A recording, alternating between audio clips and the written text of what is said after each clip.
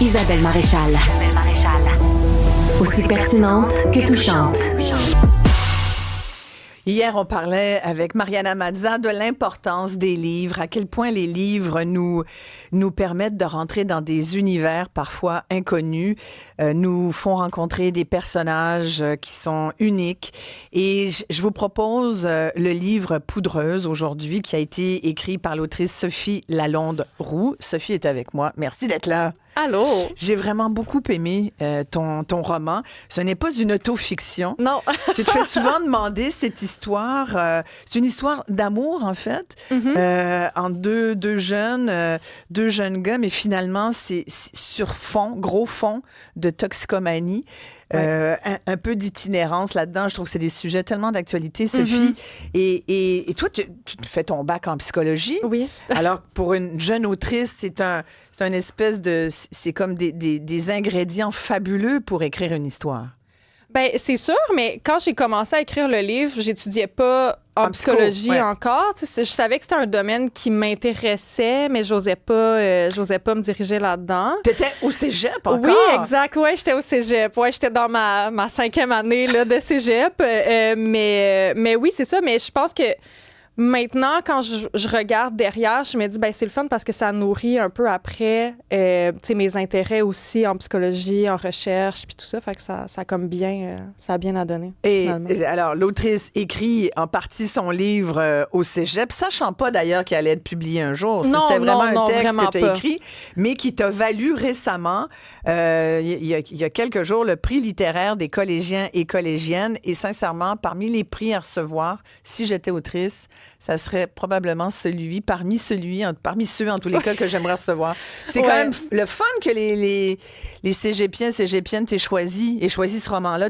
Tu comprends pourquoi ce choix? Ben oui, tu sais, c'est sûr, là, je veux pas non plus dire, il y avait juste le mien qui peut gagner, mais tu sais, je pense que tous les 5 romans qui étaient finalistes avaient tous des qualités qui étaient vraiment, qui étaient vraiment intrinsèques, puis qui étaient très, très, très, qui étaient magnifiques, en fait, là. C'était 4 autres magnifiques livres. Aussi. Oui, c'est ça. Puis je pense que... Puis c'est ça que je disais aussi. Je pense que comme tous les 5 livres parlaient un peu de l'humain avec un grand H puis des relations humaines de façon très différente.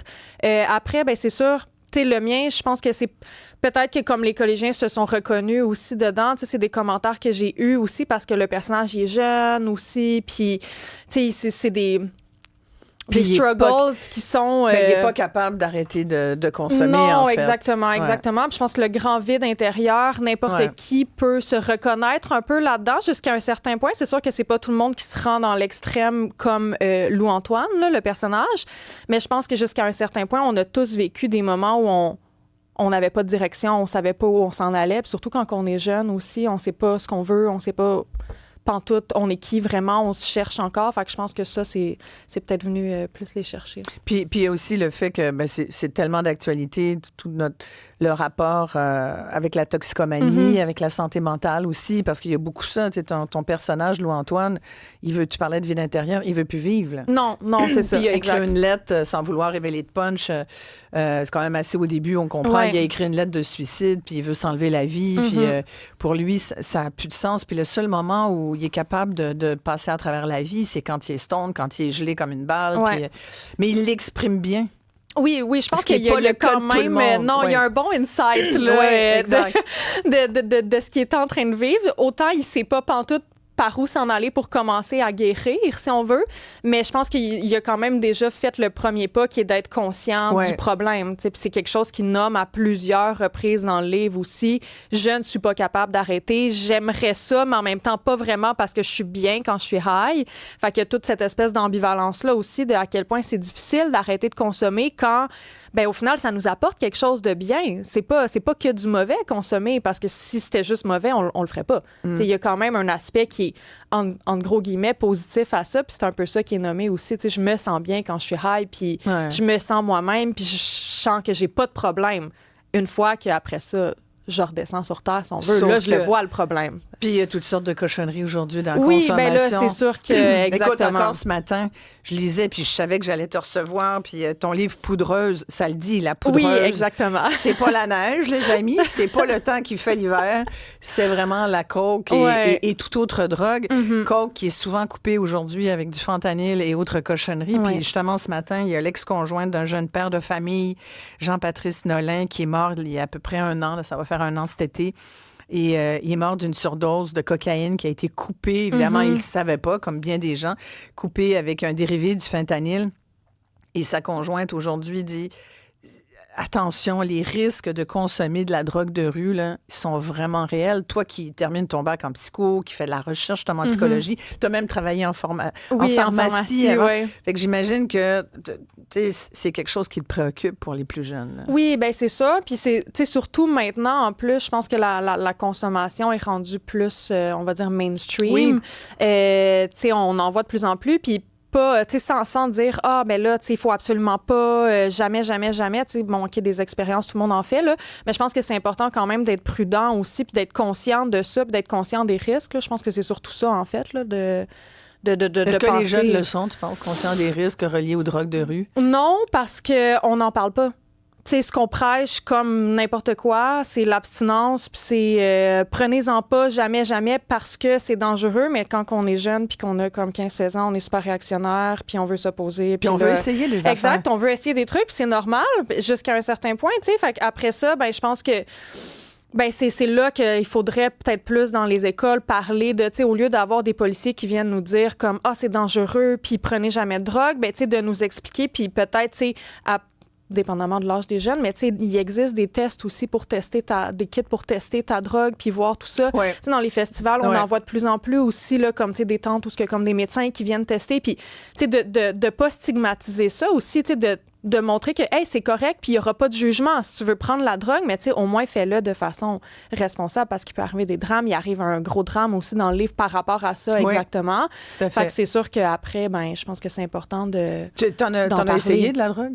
Ben oui. Ben oui. Comme n'importe qui. Il y a des gens qui accrochent, puis il y a des gens qui accrochent moins. Exact. Mais tu sais, c'est sûr que j'ai pas commencé à me piquer à l'héroïne non plus. Je pense qu'il y a quand même un step de consommation aussi, là, mais c'est intéressant. Là, pourquoi tu l'as pas fait, tu vois? Oui, c'est ça. Est-ce que c'est parce que tu savais ou parce que... Est-ce qu'il y a c'est vraiment une question, moi, qui m'intéresse. Est-ce qu'il y a des personnalités plus sujettes? Puis il y a des études là-dessus, justement. Il y en a qui disent que on parle souvent de personnalités qui sont plus dépendantes, mais je pense qu'après, c'est comme juste une accumulation aussi. Des fois, tu peux avoir justement des comorbidités, puis tu es peut-être plus fragile. Tu es peut-être dans une période de ta vie où tu es plus fragile. C'est pas nécessairement ton tempérament, puis c'est quelque chose qui pourra jamais changer, mais des fois, tu es peut-être dans une période qui est plus difficile. Des fois, tu as peut-être d'autres problèmes de santé qui font que c'est plus facile pour toi de te rendre là puis d'avoir des problèmes d'addiction. Mais aussi, il y a des opioïdes. Oui, puis il y a des drogues comme, tu sais, bon, on parle là-dedans, c'est beaucoup, tu sais, je parle beaucoup de coke, d'héroïne aussi, qui sont de nature très, très, très addictives. L'héroïne, c'est une fois, tu sais, c'est pas, tu sais, j'aime ça, je vais en refaire. C'est une fois, puis après, c'est très difficile d'arrêter déjà. Les opioïdes, tu sais, c'est sûr.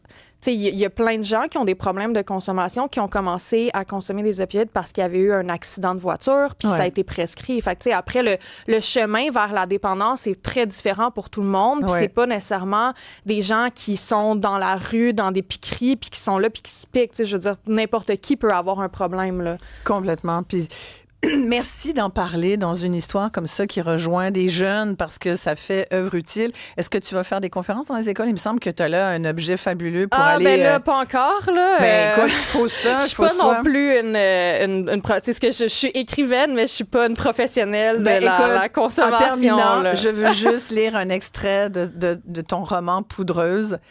Ce soir, pour la première fois, j'ai décidé de voir Nathaniel, même si j'avais envie de mourir. Je lui ai dit, mais il m'a répondu que c'était pas grave, qu'il me ferait des croque-monsieur puis qu'on regarderait les étoiles filantes par la fenêtre. Juste ça me réchauffe par en dedans. On ferme les lumières, on ouvre la fenêtre, on se blottit dans des couvertures, puis on attend les étoiles. Je trouvais ça très beau. Ouais, il y a un beau passage aussi, juste après celui-là. Oui, mais je veux pas tout lire. Non, c'est ça. Parce que vraiment, mais je vous le recommande, Poudreuse, de mon invitée Sophie Lalonde-Roux. Félicitations encore pour ton prix des collégiens. Merci beaucoup, Sophie. Tout de suite après la pause, Caroline Néron a une grande annonce à faire. Restez là.